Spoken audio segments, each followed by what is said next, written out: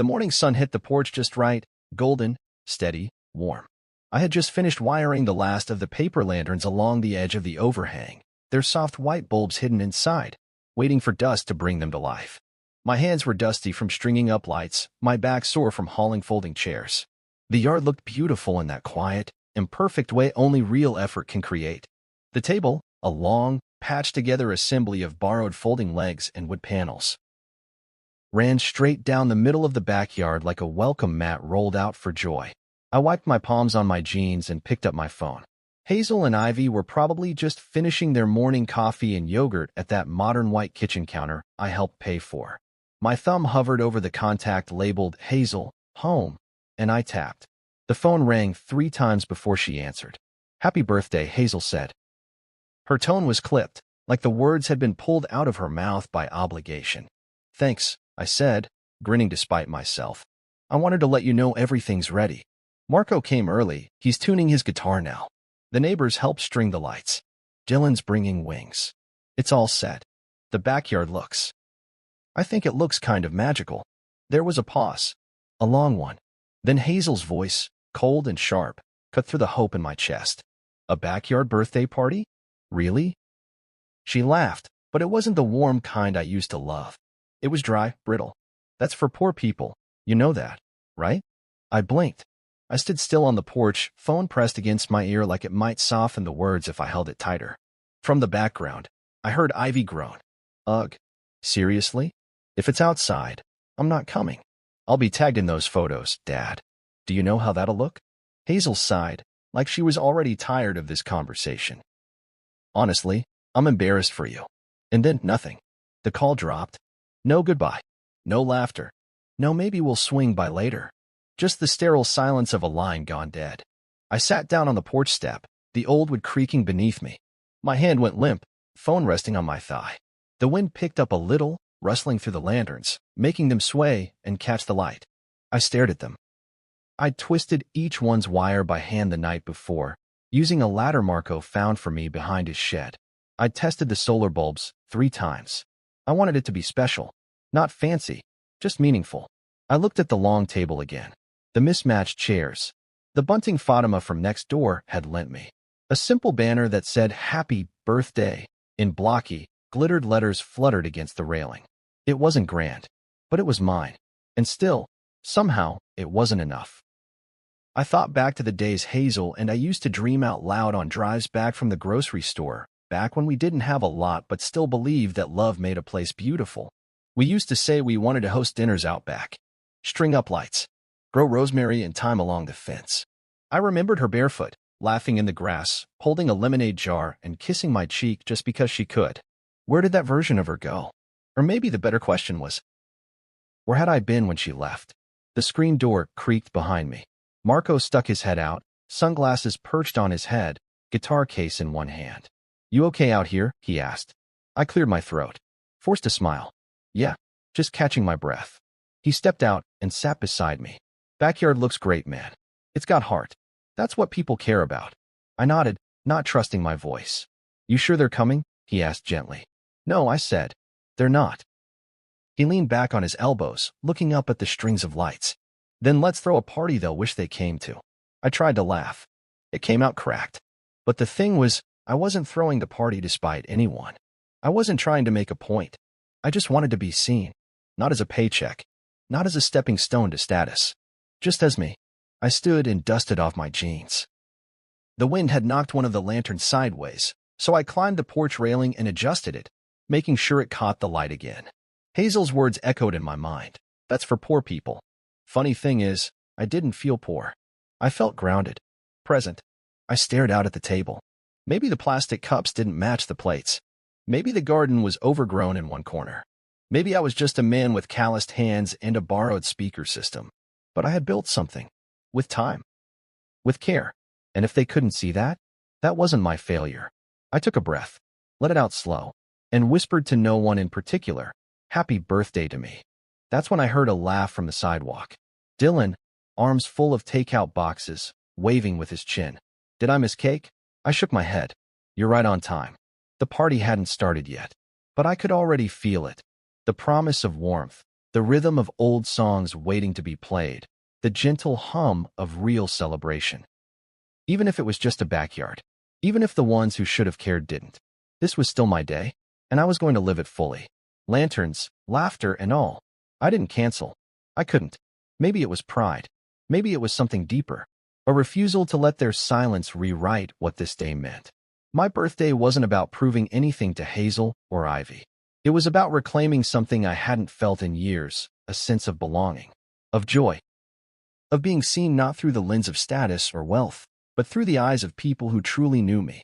By noon, the backyard smelled like grilled chicken and garlic.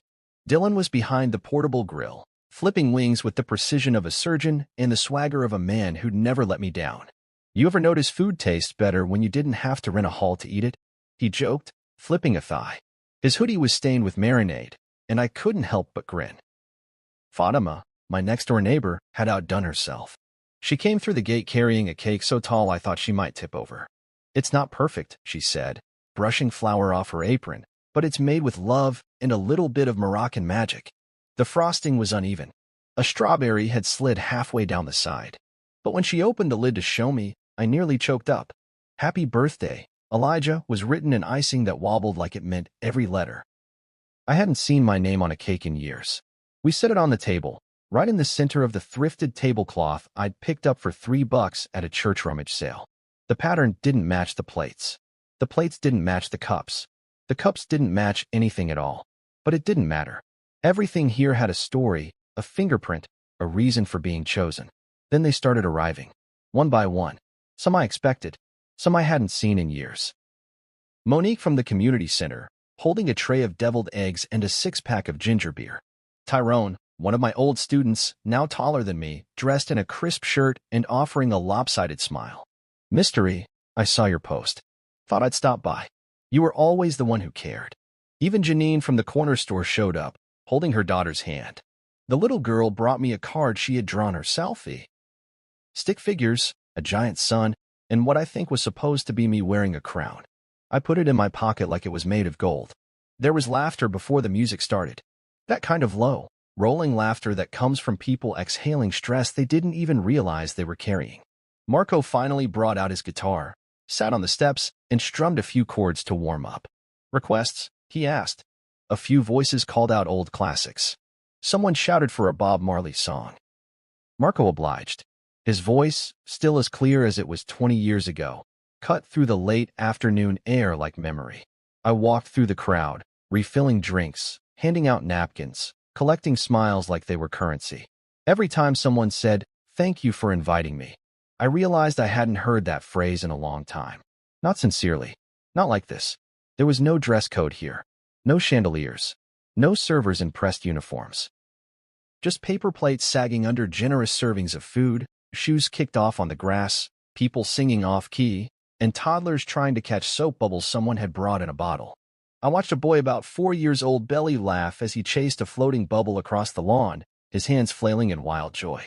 His dad clapped and whistled from a lawn chair. That sound, the cheer, the encouragement, hit something in my chest. It had been so long since I heard that kind of support out loud. I looked over at Dylan, who raised his beer in a silent toast. I raised mine back. This party, it wasn't extravagant, but it was intimate. And every person here had chosen to be present, not for the optics, not for social proof, but because they valued me. Me. Not the version Hazel dressed up for holiday cards or the man Ivy rolled her eyes at in front of her classmates. Just Elijah. Friend. Mentor. Neighbor. Man with a backyard full of soul. As the sun slid lower in the sky, the lights I'd strung began to glow, soft and golden. The lanterns flickered gently in the breeze, as if nodding in approval. Fatima started cutting the cake, her daughter helping hand out slices. Marco played a slow acoustic version of "Lean on Me," and people sang along with quiet reverence, like it was a hymn. I watched their faces. The joy, the peace, the comfort of shared space. For a moment, I forgot completely about the coldness of that morning's phone call. I forgot about Hazel's sharp tone and Ivy's embarrassment. They were missing this, missing me, and I wasn't going to feel sorry about that anymore. The lights caught on Dylan's beard as he leaned in and said, "Man, this is beautiful. You know that, right?" I nodded. "I do now." He handed me a folded napkin. Inside was a handwritten note. Proud of you for not canceling. Proud of you, period. My throat tightened. By the time the stars crept out and the last guest said goodnight, the backyard was a mess. Empty cups, cake crumbs, a few chairs knocked over from kids who'd been running around. But it was the kind of mess that felt sacred. Like the aftermath of joy. I stood on the porch, arms crossed, taking it all in. This was the first birthday party I'd had since my dad passed away. The first one that mattered. Not because of the number on the calendar, but because I had chosen to be present in my own story. And the people who mattered? They showed up. They brought food, laughter, music, and love, not wrapped in ribbons, but handed to me freely, like something earned. Something real. Paper plates. Real friends. That was more than enough. By the time the sun dipped low enough to paint the grass in amber, the backyard had transformed into something you couldn't have planned, only felt. The solar lights blinked awake one by one like quiet stars, hanging from their wires with a gentle confidence, illuminating faces already glowing from laughter and barbecue warmth. I didn't realize how much I had needed this. Not the party itself, but the reminder that joy doesn't have to be purchased, filtered, or approved. It just had to be real. Marco sat in the corner of the yard with his guitar, cross-legged on a throw blanket Fatima had laid out earlier.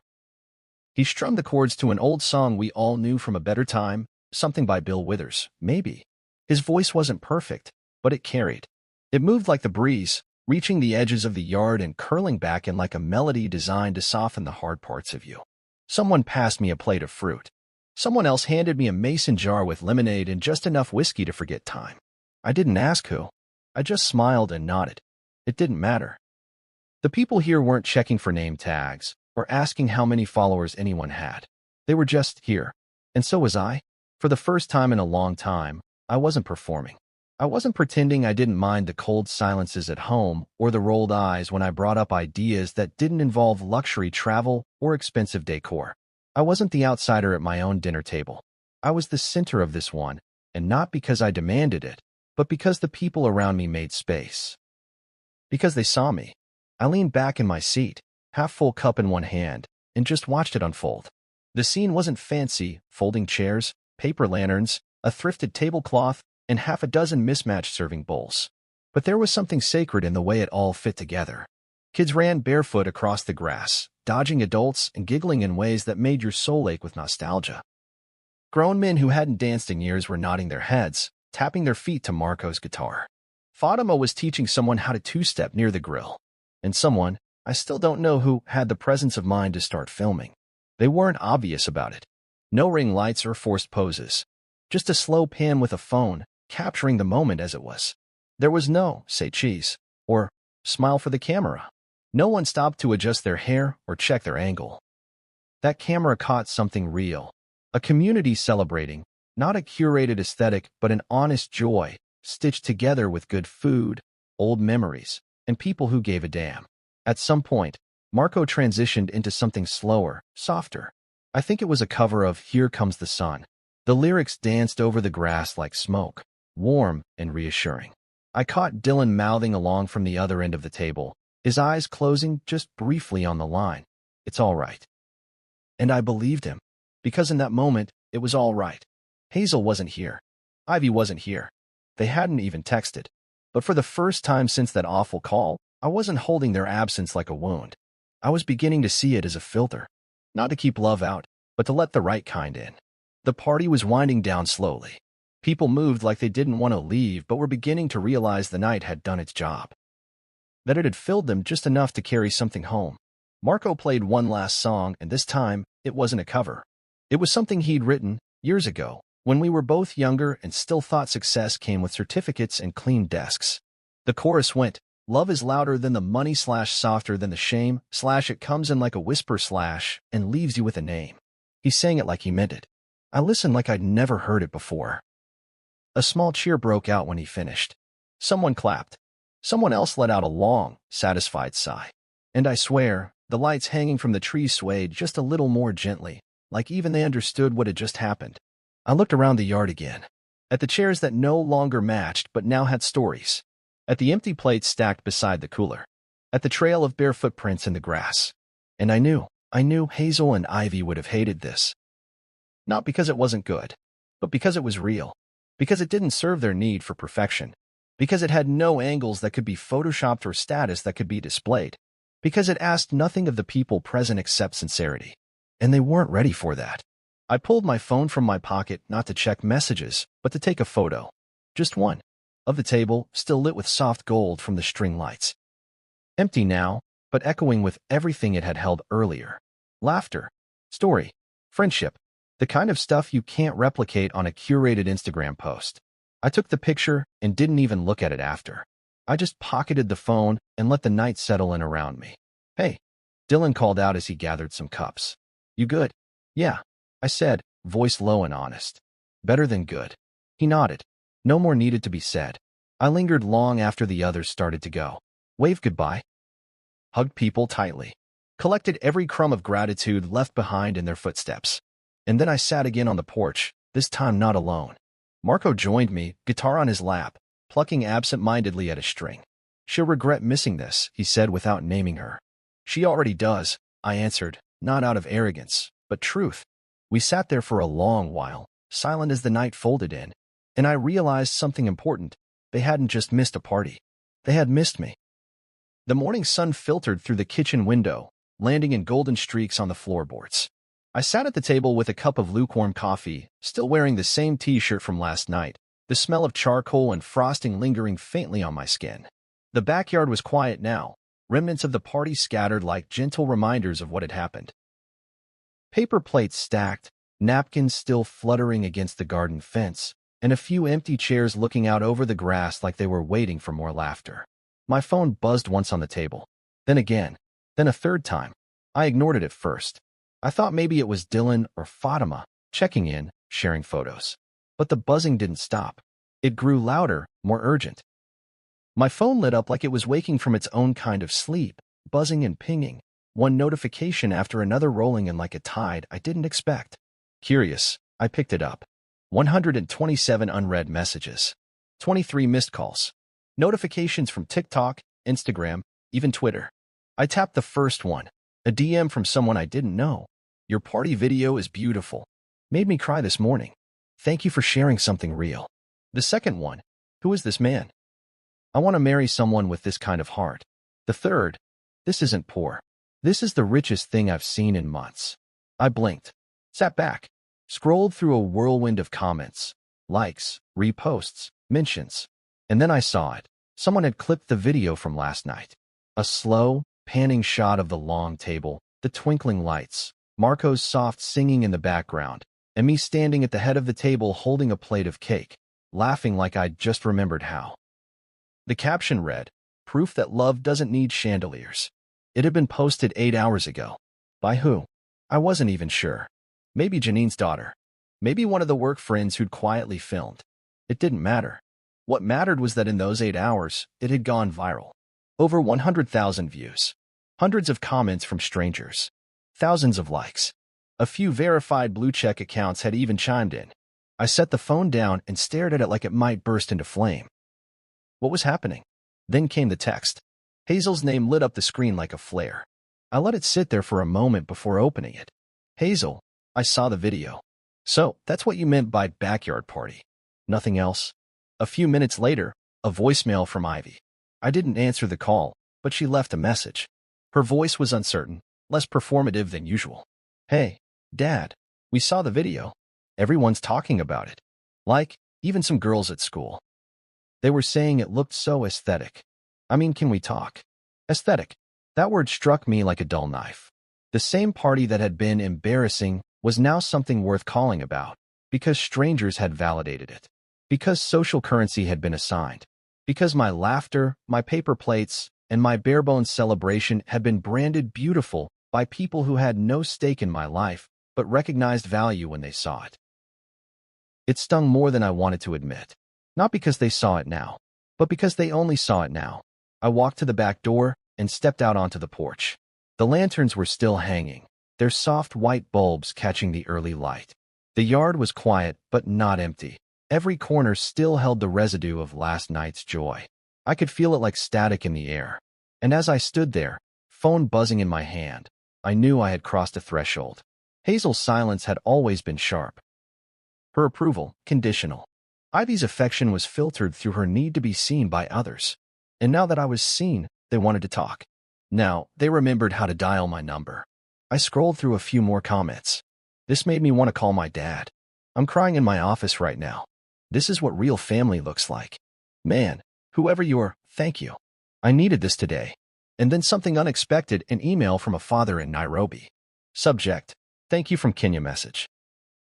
My daughter watched your video. She's 12. She turned to me and said, let's celebrate my birthday at home this year, Dad. Like this man. I didn't know who you were, but you reminded me of who I am. Thank you. I read it twice, maybe 3 times. Then I sat on the porch step, elbows resting on my knees, and let the wind move around me like a whisper. I wasn't just viral. I was seen. But more importantly, I was understood. Hazel and Ivy hadn't called because they missed me. They called because they missed the spotlight. And I wouldn't mistake that for love again. Not this time. Still, there was a heaviness in it. A deep-rooted ache that came from realizing the people you had once built your world around could only see your worth when someone else told them it existed. Not from proximity, not from history, but from headlines. Dylan arrived a little after noon, coffee in hand and a grin on his face. So, he said, handing me a cup, guess you're a star now. I laughed quietly. Apparently. He sipped. How does it feel? I looked at the backyard. At the photos still open on my phone. At the unopened message from Hazel, sitting there like a question mark with no punctuation. It feels like they missed the point. Dylan sat beside me. Good. Then don't let them rewrite it now. I nodded. I wasn't going to. That party wasn't a performance. It wasn't an audition for love. It was a celebration of what I had left and who still stood with me. And now the world had seen it. The ones who truly understood wouldn't ask why it wasn't fancier. They'd just say what hundreds had already said. It's beautiful. And it was. Even if it came without them. I chose the cafe carefully, even though Hazel had insisted on picking the place. I arrived 10 minutes early, sat near the window where the sunlight made the table glow, and ordered nothing but black coffee. I needed my hands around something warm, something grounding, because I already knew this wasn't going to be a conversation, it was going to be a performance. Not mine. Hers. When Hazel finally walked in, she looked like an editorial had come to life. Her coat was tailored to perfection, pale beige with gold accents. Her sunglasses stayed on as she crossed the cafe, as if she needed the shield. As if the fame of a viral video had turned her into a reluctant celebrity and I into some kind of PR disaster she needed to contain. She didn't sit right away, just stood in front of the chair across from me, lips pursed. Why didn't you tell me it would look like that? She asked. I raised my eyebrows. Like what? You know, she said, finally lowering herself into the chair, placing her purse beside her like it deserved a seat too. Like that. The lights. The music. The atmosphere. It looked curated. I shook my head slowly. It wasn't. That's the thing. It wasn't a show, Hazel. It was real. She took off her sunglasses then, laying them carefully on the table. Well, it looked better than I imagined. A lot better. You should have told me it would be something people wanted to see. I laughed. Not out of humor, but disbelief. Would it have made a difference? Hazel's jaw tensed. Her silence was answer enough. The door opened, and Ivy strode in. Head down, phone in hand. She wore the exact outfit she'd worn in a dozen of her Instagram stories. High-waisted jeans, oversized sweatshirt, AirPods and like accessories. She spotted us, made a show of sighing, and walked over. Hey, Dad, she said, kissing my cheek awkwardly like she remembered she was supposed to. Then she sat down beside Hazel, never once looking up from her screen. So, like, everyone at school saw it. That video? It's everywhere. Even in group chats I'm not even in. My friends are obsessed with it. She finally glanced up, eyes wide like she'd discovered something extraordinary. Why didn't you tell me it'd be cool? I took a deep breath. Because it wasn't supposed to be. It wasn't for likes. It wasn't for attention. It was for connection. For real people. For me. And I invited you. Hazel leaned back. You're trying to shame us. No, I said calmly. I'm telling the truth. You were invited. You just didn't come. Ivy's mouth fell open slightly, then closed again like she didn't know how to argue with that. She looked back down at her phone. Hazel spoke next, voice sharper now. You made me look bad, Elijah. No, I said. folding my hands around my coffee. You did that. The silence between us thickened, not awkward, just heavy, like the air between people who'd finally run out of excuses. Hazel cleared her throat. You know how we were raised. Presentation matters. My mother used to say a backyard party is where dreams go to die.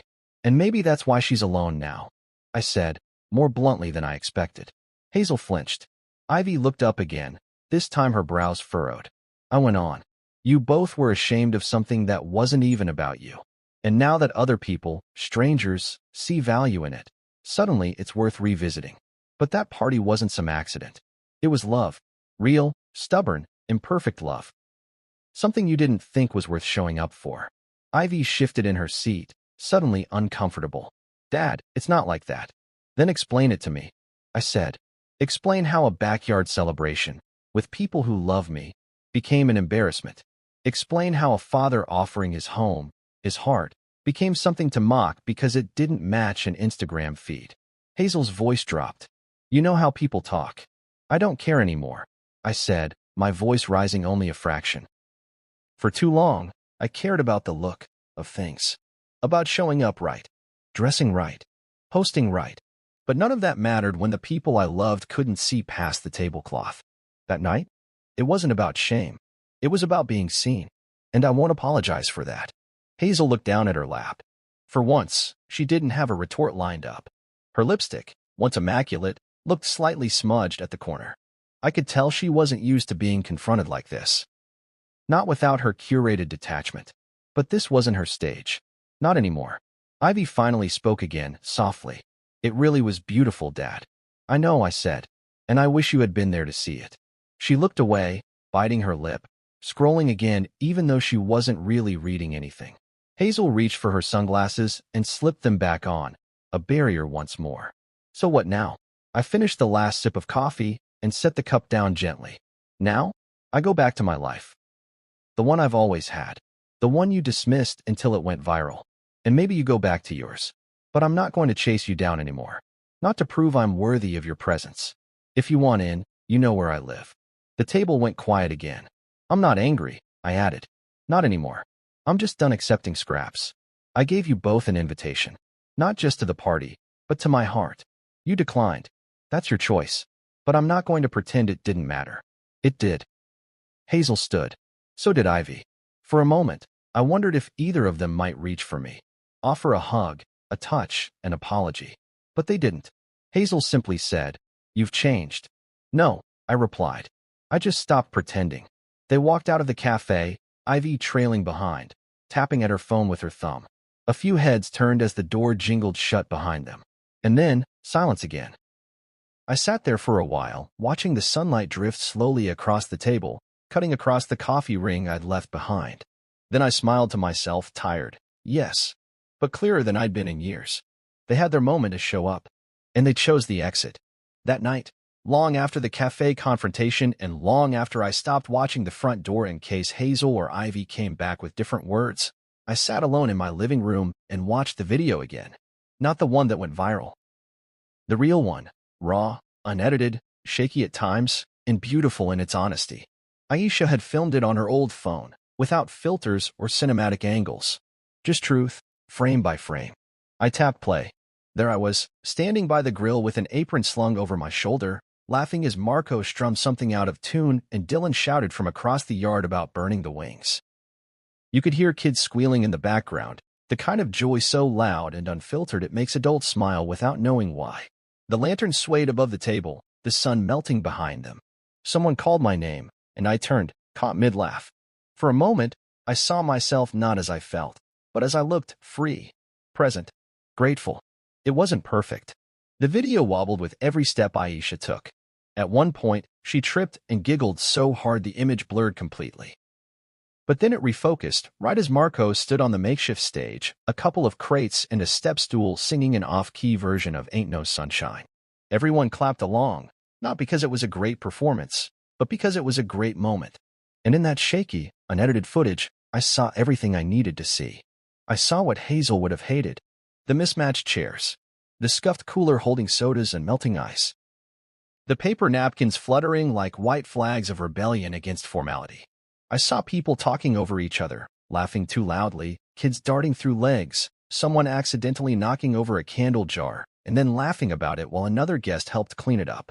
I saw imperfection. I saw joy.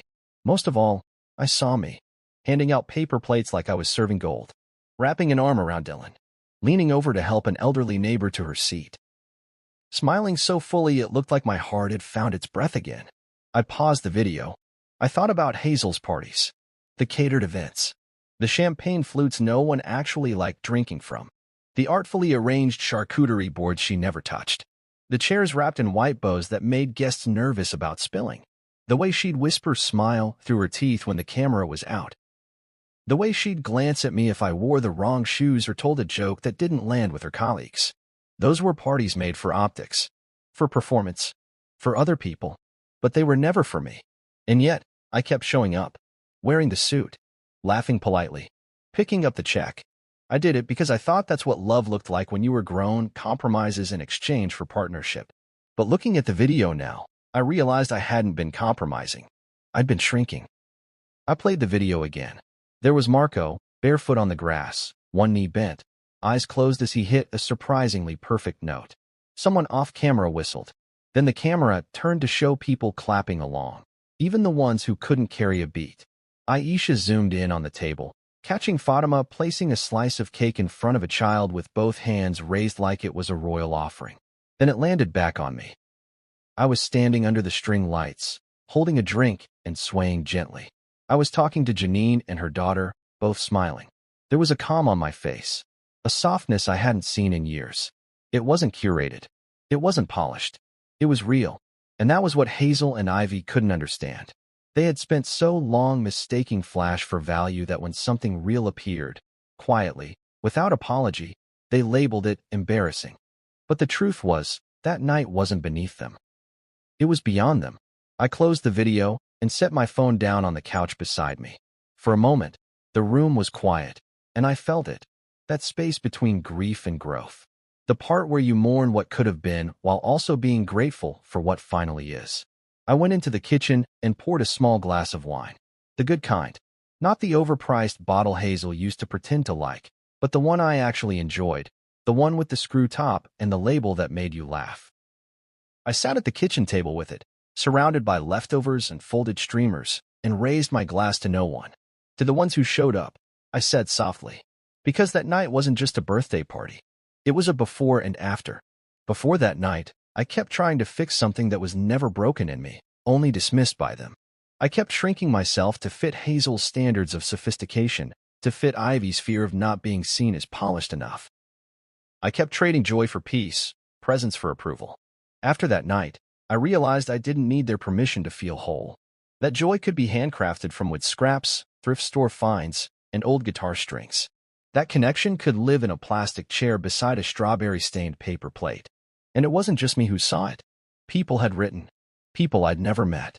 Strangers who saw that video and recognized themselves in it. They didn't care if my shirt was wrinkled or if the lights flickered at the edges. They saw something true. Something they wanted to feel for themselves. Hazel would probably never admit what that night exposed. And Ivy, maybe she still didn't fully see it. Maybe she was too young. Or maybe she was just too used to a life where love needed to be photogenic to count. But that wasn't my burden anymore. I looked over at the windows, where the moonlight had begun to filter through. The backyard was still, silent. But I knew if I stepped out there, I could still feel the pulse of that night. I could still see footprints in the grass, still smell the smoky sweetness of grilled wings and laughter. I didn't mourn their absence anymore. Because they didn't miss a party. They missed me. And I finally understood that I wasn't the one who had lost something. They were. It started with a ping, then another, then dozens. I'd barely set my coffee down the next morning when the flood began again. Not from family. Not from the people who had once shared my house, my table, my last name. No, these were from people I'd never met. Strangers. Some sent messages through social media. Others found the email address linked to my old blog. A few even tracked down my woodworking business page and messaged me there. At first, I assumed it was just another wave of shallow internet praise. Fleeting comments from bored scrollers. But then I started reading. The first message was from a woman in Indiana. I watched your birthday video with my morning tea. I haven't spoken to my father in 6 years. Today, I called him. Thank you. Then another, from someone named Rania in Manchester. You reminded me that joy doesn't need marble floors. It just needs people who mean it. We're canceling the expensive venue and doing our wedding in my dad's garden instead. He cried when I told him. And another, from a father in Kenya. My daughter saw your video. She asked, Dad, can we do this at home for my birthday? I always thought I had to save for something big to make her feel loved. Now I see it was never about the size. It was about the soul. Message after message. Different voices. Different countries. Different stories. And yet, the same theme echoed again and again. You reminded me. And it hit me. This backyard party. This event that Hazel and Ivy had dismissed as poor had become something else entirely. Not just a celebration, but a reflection. A mirror for people longing for simplicity, for honesty, for warmth not bought but built. For years, I'd lived in the margins of other people's expectations. I'd been the man who brought home the wrong type of wine, who didn't dress the part at dinner, who fixed broken fences instead of booking tickets to Paris. And now, strangers, complete strangers, were telling me that this version of me that had been overlooked, dismissed, even ridiculed, had finally made them feel something they hadn't felt in a long time. One message stuck with me more than the others. It came from a girl, maybe 19 or 20, who didn't include her name. Just a message that read, My dad died last year. We used to have birthday parties like yours. The video made me sob. Thank you for reminding me of what it felt like to be loved without having to earn it. I read that one twice, then again, and for the first time in days, I cried. Not from pain, but from the overwhelming realization that something I had done, something so rooted in truth and heartache and stubborn hope, had reached across oceans, through screens, into living rooms and quiet bedrooms, and touched someone. Not with grandeur, not with wealth, just with sincerity. I didn't respond to every message. I couldn't, but I read them all, slowly, reverently, like someone flipping through old letters in a shoebox. Even as the notifications kept coming, the house stayed quiet. No word from Hazel, no knock on the door from Ivy. Just me, the soft hum of the fridge, and the occasional creak of the floorboards as the sun shifted its weight. But I didn't feel alone. I felt accompanied by all those strangers who saw the video and recognized themselves in it, by the stories they carried, by the memories they were brave enough to share. I poured a fresh cup of coffee and stepped out onto the porch. The backyard still bore the signs of celebration, a balloon half deflated against the fence, the string lights tangled in the wind. I didn't clean them up. I let them be, because they were proof. Evidence, a silent testimony that something real had happened here. I sat in the same chair I had the morning of the party, the one where I'd first made the call to Hazel and heard the words that had nearly ruined my birthday before it began. A backyard party? That's for poor people. I smiled now, not bitterly, but with quiet triumph. Because what Hazel meant as an insult, the world had taken as a rally cry. Poor. No. Rich. Rich in the ways that mattered. Rich in friendship. In authenticity. In laughter that didn't need to be filtered. In hugs that weren't timed for photographs. In stories passed between people who didn't need to impress each other. It wasn't a trend. It was a reminder. That joy can be handcrafted. That love doesn't need chandeliers. That presence, real presence, outweighs presentation. I opened my email again. One last message had come in. Short. Simple. From a man named Luis in Argentina. You look like a man who had everything. Thank you for showing me what that really means. I leaned back in the chair, phone resting in my lap, and let the morning drift around me. For so long, I'd wanted to be seen. By Hazel. By Ivy. By the people whose approval I had quietly chased. But now, people who didn't know my history, my flaws, my disappointments, they saw me. Not because I demanded it, but because I finally stopped trying to hide. And in that choice, I found something I hadn't known I was missing. Peace. Not the kind you earn by being quiet, or by keeping the peace for others, but the kind you grow when you finally stand still in your truth. I took a slow breath, watched a squirrel dart across the fence, heard the faint sound of Marco's voice in my head, singing, Love is louder than the money, softer than the shame. They hadn't seen me before. But now, the world did. And not only did they see me, they thanked me for it. It was subtle at first. A shift in tone. A change in pacing. Hazel's post began to show up on my feed again. After months of digital silence, suddenly I was tagged in old photos. Family vacation snapshots where we were all smiling on cue, coordinated outfits, filtered sunsets. My incredible husband. One caption read beneath a picture of us from 3 years ago in Napa Valley. She'd posted it the morning after the video hit 2 million views. I stared at the screen for a long time. The comments poured in, hearts, compliments, some congratulating her on marrying a real one. I could almost hear the shallow chuckle she'd give reading those responses, sipping her oat milk latte in her spotless kitchen, scrolling through curated affection. But the image was a fossil. It wasn't who we were. Not anymore. Maybe not ever. I didn't like the post. I didn't comment. I didn't repost it to my story. Let her think whatever she wanted. That was part of the quiet fallout. You stop correcting the lies, not because you're afraid, but because the truth no longer needs defending. A few days later, Ivy began texting me more frequently. Small messages at first. Hey, how are you? And did you eat yet? Then came the latte. She showed up unannounced, standing at my front door with her hand behind her back like she was delivering a peace offering. I got your favorite, she said, lifting the cup with a sheepish smile. Almond milk, no sugar. She hadn't asked if I wanted company. She just stepped inside, her eyes flickering around the room like she was expecting it to look different, maybe expecting to see some kind of shrine to the viral fame. But the living room was the same as always. Worn sofa, a throw blanket with frayed edges, stacks of woodworking magazines on the table. We sat in silence for a bit. She sipped her drink. I held mine without drinking it. I watched the video again, she said after a while. It looked warm. It was. I should have come. I didn't say anything. I just looked at her. Not with anger. Not with expectation. Just clarity. The kind that comes after disappointment stops surprising you. I think she paused, tapping the lid of her drink. I didn't want to be embarrassed. I finally spoke. Why me? Her eyes dropped to the floor. No. Just the way it would look. My friends post birthday dinners in fancy restaurants. You know, velvet booths and cocktails and gold sparklers.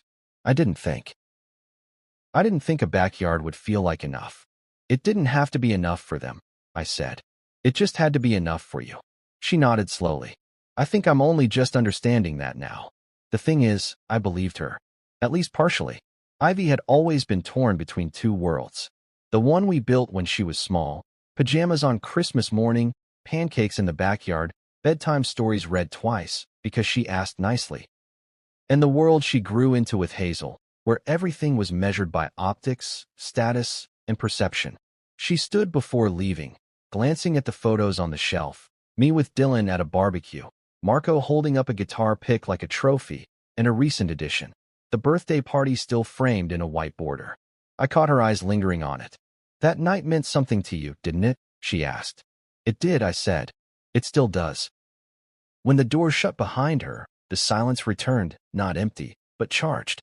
Because even as Ivy tried to come closer, I could feel the truth. She wasn't showing up for me. Not really.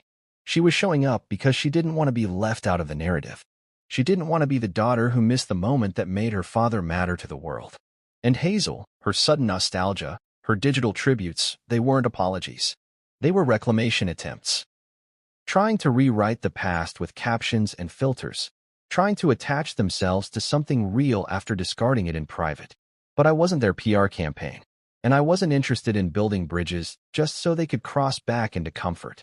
In the days that followed, the house felt both fuller and quieter. The messages from strangers continued, but I no longer checked them every hour. I didn't need external reminders of the night that changed everything. I felt it in the way I moved, in the way I woke up without dread, in the way I no longer reached for validation from people who only loved the version of me that suited their image. I stopped replying to Hazel's texts after the fourth one. She didn't ask how I was. She asked when we could grab brunch and chat, as if reconciliation could be squeezed between mimosas and avocado toast. Ivy still called. I answered, sometimes. I wanted to believe she meant it. I wanted to believe something in her had shifted, but I didn't rush to meet her where she was. I let her come slowly, if at all. That was the quiet fallout. Not screaming matches. Not ultimatums. Just distance. The kind that grows not from anger, but from truth. The kind that doesn't beg to be closed. One evening, I sat out back again, this time with no party to prepare for, no crowd to entertain. Just me and the porch and the wind playing in the lanterns I hadn't bothered to take down. They looked different now, less like decorations, more like witnesses. They had seen it all. The setup, the abandonment, the laughter, the healing. I thought of Hazel and how much effort she once spent trying to convince the world we had it all. I thought of Ivy and her slow, quiet return. And I realized something that felt like peace. My birthday didn't change them. It revealed them. And revelation is a gift. A hard one, yes, but a gift nonetheless. Because once the masks fall, once the silence speaks louder than words, you're left with the truth. And that truth? It's light. It's clarity. It's freedom. A week passed. The lanterns were still up. I told myself I'd take them down after the weekend, but every time I looked at them, swaying gently in the breeze above the backyard, something in me said, not yet. They weren't just party decorations anymore. They were pieces of that night, holding on to the warmth, the laughter, the unfiltered truth. I wasn't quite ready to let it go. It had been quiet again. Not the lonely kind, just calm. Messages still came in, though fewer now. The internet had moved on, as it always does. The buzz died down. The likes slowed. The views plateaued. But what lingered were the echoes. The small, lasting reminders that something real had happened, and that it mattered. I was reorganizing the shelf in my hallway that afternoon when I saw the empty space beside the jar of ribbons and the birthday card everyone had signed that night. I had kept the card, of course. Not because it was fancy. It was one of those foldable ones from the dollar bin at the pharmacy. But every name inside was written with a little scribble of sincerity. That meant more to me than a dozen store-bought gifts wrapped in thick gold ribbon. The doorbell rang just as I was adjusting the card upright. I walked to the front door, opened it, and saw no one. Just a small brown box resting on the doormat. There was no postage mark, no name, no return address. Just my name, Elijah, scrawled in black marker on the lid. No Mr. No formalities. Just my name, like a whisper, like someone had wanted it to feel personal. I brought it inside, set it on the kitchen table, and opened the flap slowly. Inside, nestled in simple brown paper, was a photo frame. It was wooden, hand-carved, not from a store, not machine smooth. The kind of wood that has imperfections on purpose, little dips and curves in the grain that make it feel human. Inside the frame was a printed still from the video, one I hadn't seen before. It was me, holding the cake with melting frosting, lanterns glowing behind my shoulders, a grin stretching across my face that looked completely unguarded. My eyes were mid-laugh. One of my sleeves was pushed up, my apron tied crooked. I looked free. On the back of the frame, in handwriting I recognized immediately, were 8 words written in blue ink. I missed it. I saw it. I'm sorry. No signature. No love, Ivy. No neat wrapping. No flourish. Just that. I sat down, and I stared at it. The writing was hers. I'd know Ivy's handwriting anywhere, looped YS, the way her RS always tilted left, like they were trying to lean away from the other letters. I hadn't seen her write anything by hand in years. Everything was digital now. Typed. Quick. But this, she had written this. Held a pen, taken the time. That alone was something. And the message? 8 words. Not enough to undo everything, but enough to start something. I missed it. That was the truth. No excuse. I saw it. That meant she'd watched. Really watched. Not just reposted for clout. I'm sorry. That was new. I hadn't heard those words from her in a long, long time. I didn't cry. Not then. I just sat there, holding the frame in my lap, letting the weight of it settle into my chest. It wasn't heavy in the physical sense, but emotionally, it carried more than most gifts ever could. There was no designer bag, no branded card, no dramatic reunion moment caught on camera. Just the quiet humility of acknowledgement. I stood and walked to the hallway shelf. I moved the ribbon jar slightly to the left, placed the card gently beside it. And then, right in the center, I set the frame down. It belonged there, not because it was perfect, but because it was earned. That's the thing about apologies, real ones. The kind that aren't dressed up in justification. They don't demand applause. They don't come in big speeches. They just show up, quietly, like a gift on your doorstep when no one's watching. Later that evening, I called Ivy. She answered on the second ring. Hey, I said. I got your gift. A pause. Then, you knew it was from me? I knew. Another pause. Then, I didn't know what to say. You said enough. I could hear her exhale, like she'd been holding something in. We didn't talk for long. Maybe 10 minutes. She told me about her classes. I asked her about her apartment. She mentioned a new friend she'd made who loved baking. I asked her if she'd come over for dinner sometime next week. She said she'd check her schedule. I didn't press. When the call ended, I sat on the couch and looked toward the hallway shelf. The frame caught a bit of light from the kitchen, the glass reflecting it in a soft glow. I knew things weren't fixed. Hazel still hadn't said sorry. Not really. Her posts were still performative. Her texts came and went like a newsletter trying to stay relevant. And I still hadn't decided what would come next with her. Maybe nothing. But Ivy's gesture? It was a small crack in the wall. A sign that maybe, just maybe, there was still something left between us worth rebuilding. Not with filters, not with curated brunches, but with paper plates and framed photos and 8 words written on the back of a memory. It wasn't everything, but it meant something. And in this quiet season of my life, that was enough. People ask me now, what did you do to go viral? Their voices carry curiosity, admiration, sometimes envy. They lean in like I'm about to hand over a secret formula, like I choreographed every moment to land perfectly in the collective heart of the internet. I always give the same answer. I didn't try. And it's the truth. That night wasn't a campaign. It wasn't a pitch. It wasn't an aesthetic. It was a protest. A protest against a version of love that required polish. A protest against silence. Against performance. Against a life where my worth depended on optics and approval from people who measured affection in likes and RSVP counts. That night, we celebrated with stew simmering in enamel pots, with folding chairs that creaked when you leaned too far back, with laughter that came from the belly, not the script. The music? It came from Marco's hands and a Bluetooth speaker that cut out every now and then. The lights? A patchwork of solar bulbs and lanterns I wired with calloused hands. The joy? That was the only thing curated by choice, by effort, by love, and it was the best night of my life. Not because it was perfect, but because it wasn't. It was real, and in being real, it became something people recognized, not in the way they recognize celebrities or influencers, but in the way you recognize a feeling you forgot you knew. Something familiar, something human. The right people showed up that night.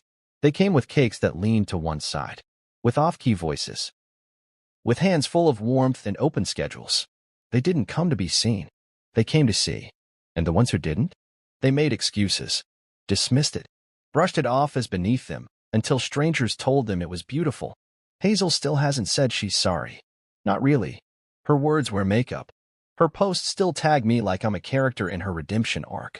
But she doesn't know the plot. And I no longer play the part. Ivy is trying. Slowly. Carefully. Like someone afraid of breaking something fragile. She calls. She visits. She remembers how I take my coffee now. And the photo frame still sits on the hallway shelf, her words etched into the back like an olive branch carved by hand. She hasn't asked for the lanterns to come down. I think she understands now. Some things stay up not because you forget to take them down, but because they remind you who you are. The video's momentum has faded. New things trend every day. New faces. New stories. The internet is a river with no memory. But I remember. I remember how I felt when I stood at the head of that long table, lit by my own hands.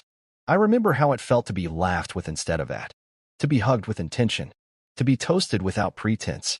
That feeling, that freedom, wasn't something you could frame in 4K. But I did frame it. It hangs in my hallway, just past the living room, across from the front door. That still image of me holding the cake, eyes half closed from laughing. The melted frosting. The paper plate sagging. The glow behind me. People pause when they see it. They always ask, who took that? And I just smile. The truth is, I don't care who took it. I care that it exists. Because it captured the exact moment I realized I didn't need to be wealthy to be rich. I used to think being rich was about comfort, about security, about being able to say yes without checking your bank account. But now I know better. Being rich is sitting at a table surrounded by people who don't need you to impress them, who laugh freely, who bring what they have and give it like it's everything. It's someone showing up with a bottle of ginger ale and a story that makes everyone lean in. It's kids running barefoot through grass, chasing bubbles that cost $2 and brought 20 minutes of magic. It's music that plays a little too loud and voices that rise without shame.